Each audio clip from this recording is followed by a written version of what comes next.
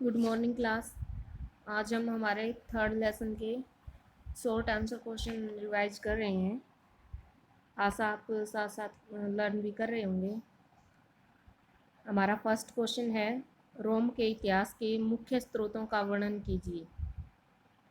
कि रोम के इतिहास के क्या क्या मुख्य स्रोत रहे हैं जिससे हमें इतिहास के बारे में पता चला। तीन भागों में उनको विभाजित किया गया है। एक है पाठ्य सामग्री, दूसरा है प्रलेख या दस्तावेज और तीसरा है भौतिक अवशेष। पहला है पाठ्य सामग्री। इसमें समकालीन व्यक्तियों द्वारा लिखा गया उस काल का इतिहास, पत्र, व्याख्यान, प्रवचन, कानून आदि शामिल हैं। समकालीन व्यक्तियों द्वारा लिखे गए इतिहास को वर्ष वृत्तांत कहा जाता है, क्योंकि यह प्रति वर्ष लिखा जाता था। प्रलेख या दस्तावेज, दस्तावेजों में मुख्य रूप से उत्कीर्ण, अभिलेख, पेपाइरस तथा पत्रों आदि पर लिखी गई पांडुलिपियां शामिल हैं। उत्कीर्ण अभिलेख प्राय पत्थर की शिलाओं पर खोदे जाते थे, इसलिए वे नष्ट नहीं हुए हैं और बहुत ही बड़ी संख्या में यूनानी तथा लातीनी भाषाओं में पाए गए हैं। नेक्स्ट है भौतिक अवशेष। भौतिक अवशेषों में अनेक प्रकार की वस्तुएं शामिल हैं। इन्हें पुरातत्वविदों ने खुदाई तथा अक्षेत्र सर्वेक्षण द्वारा खोजा गया था। इनमें इमारतें, स्मारक, मिट्टी के बर्तन, सिक्के, पच्चीकारी का सामान तथा भूदृश्य शामिल हैं। इनमें से प्रत्येक स्रोत हमें रोम के अतीत के बारे में एक विशेष जानकारी देता है। रोम तथा ईरान के साम्राज्यों के विस्तार की जानकारी दीजिए। 630 के दशक तक अधिकांश यूरोप, उत्तरी अफ्रीका और मध्य पूर्व के विशाल क्षेत्रों में दो शक्तिशाली साम्राज्यों का शासन था। ये दो साम्राज्य थे रोम और ईरान। उनके साम्राज्य एक दूसरे से बिल्कुल पास थे। उन्हें भूमि की एक संकरी पट्टी अलग करती थी, जिसके किनारे फरात नदी बहती थी। रोम साम्राज्य का विस्तार रोम साम्राज्य का भूमध्य सागर और उसके आसपास उत्तर तथा दक्षिण में स्थित सभी प्रदेशों पर प्रभुत्व था। उत्तर में साम्राज्य की सीमा दो महान नदियां राइन तथा डैन्यूब बनाती थी। साम्राज्य की दक्षिण सीमा सहारा नामक एक विस्तृत रेगिस्तान से बनती थी। इस प्रकार रोम साम्राज्य एक विशाल क्षेत्र में फैला हुआ था।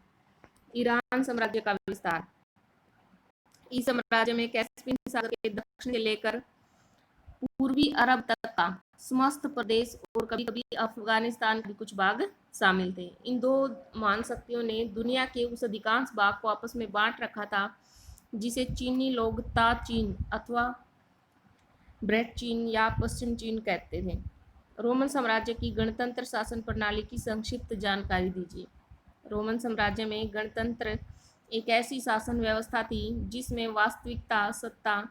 वास्तविक सत्ता सेनेट नामक संस्था में निहित थी। सेनेट की सदस्यता जीवन भर चलती थी। इसके लिए धन और पद प्रतिष्ठा को अधिक महत्व दिया जाता था। अतः सेनेट में धनी परिवारों के एक समूह का ही बोलबाला था, जिन्हें अभिजात कहा जाता था। व्यापारिक रूप में गणतंत्र अभिजात वर्ग की सरकार थी, जिसका शासन सेनेट नामक संस्था के माध्यम से चलता था। गणतंत्र का शासन 509 ईस्वी पूर्व से 27 ईस्वी पूर्व तक चला। 27 ईस्वी पूर्व में जूलियस सीजर के दत्तक पुत्र तथा उत्तराधिकारी ऑक्टेवियन ने इसका तख्ता पलट कर दिया और सत्ता अपने हाथ में ले ली। वह ऑगस्टस नाम से रोम का सम्राट बन बैठा। नेक्स्ट हमारा क्वेश्चन है, रोम राज्य के संदर्भ में प्रिंसिपेट से क्या अभिप्राय, यानी कि प्रिंसिपेट क्या था। इसमें सम्राट तथा सेनेट की स्थिति क्या थी। प्रथम रोम सम्राट ऑगस्टस ने 27 ईस्वी पूर्व में जो राज्य स्थापित किया था उसे प्रिंसिपेट कहा जाता था।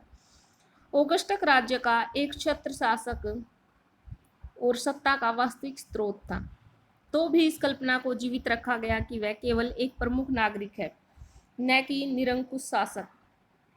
ऐसा सेनेट को सम्मान देने के लिए किया गया था। सेनेट वह संस्था थी जिसका रोम के गणतंत्र शासन काल में सत्ता पर नियंत्रण था। इस संस्था का अस्तित्व कई शताब्दियों तक बना रहा। इस संस्था में कुलीन तथा अभिजात वर्गों अर्थात रोम के धनी परिवारों का प्रतिनिधित्व था, परंतु बाद में इसमें इतावली मूल के जमींदारों को भी शामिल कर लिया गया था।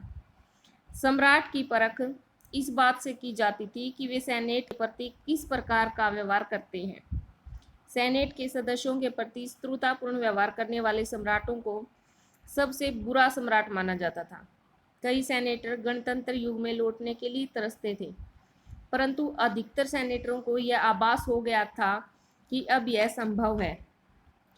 पूर्ववर्ती रोम साम्राज्य में सेना की भूमिका का संक्षिप्त वर्णन कीजिए। रोम के सम्राट और सेनेट के बाद सेना शासन की एक प्रमुख संस्था थी। रोम की सेना एक व्यावसायिक सेना थी। इसमें प्रत्येक सैनिक को वेतन दिया जाता था। उसे कम से कम 25 वर्ष तक सेवा करनी पड़ती थी। सेना साम्राज्य में सबसे बड़ी एकल संगठित संस्था थी। 4वीं शताब्दी तक इसमें 6 लाख सैनिक थे। सेना के पास निश्चित रूप से सम्राटों का भाग्य निर्धारित करने की शक्ति थी। सैनिक अधिक वेतन और अच्छी सेवा शर्तों के लिए लगातार आंदोलन करते रहते थे। कभी कभी यह आंदोलन सैनिक विद्रोह का रूप भी ले लेते थे। सेनेट सेना से घृणा करती थी और उससे डरती थी। इसका कारण यह था कि सेना हिंसा का स्रोत थी। सम्राट की सफलता इस बात पर निर्भर करती थी कि वे सेना पर कितना नियंत्रण रख पाते हैं। जब सेनाएं विभाजित हो जाती थी तो इसका परिणाम सामान्यतः गृह युद्ध के रूप में होता था।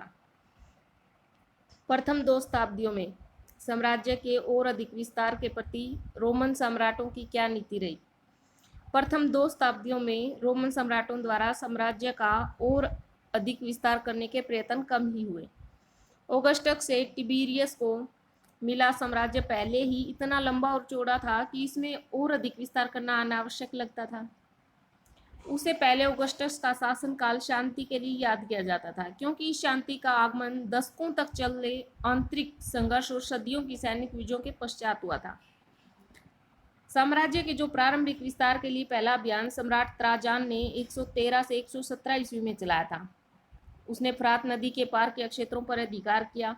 इस प्रकार रोम साम्राज्य स्कॉटलैंड से आर्मीनिया तक तथा सहारा से फरात नदी के पार तक फैल गया, परंतु त्राजान के उत्तराधिकारियों को यह विस्तार निरर्थक लगा, अतः उन्होंने इन क्षेत्रों को छोड़ दिया।